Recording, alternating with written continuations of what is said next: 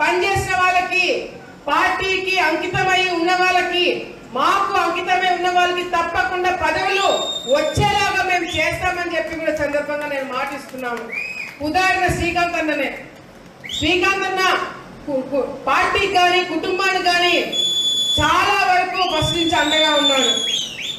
నేను లోకేష్ దగ్గరికి శ్రీకాంత్ అన్నని తీసుకుపోయి ఫస్ట్ నుంచి అన్న చేసినవన్నీ కూడా ఒక ప్రొఫైల్ తీసుకుపోయి లోకేష్ అన్నకి ఇచ్చినాం, చంద్రబాబు నాయుడు గారికి ఇచ్చినాం.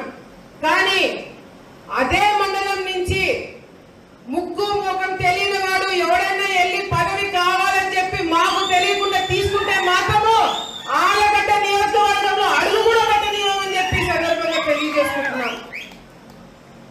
పార్టీ నుంచి మొదటి నుంచి ఉన్న వాళ్ళకి మీరు పదవులు ఇస్తే ఇవ్వండి, లేకపోతే అసలు పని చేయని వారికి పదవి ఇస్తామంటే కూడా అది కరెక్ట్ కాదని చెప్పి పార్టీ దృష్టిలో కూడా మేము పెట్టడం జరుగుతుంది.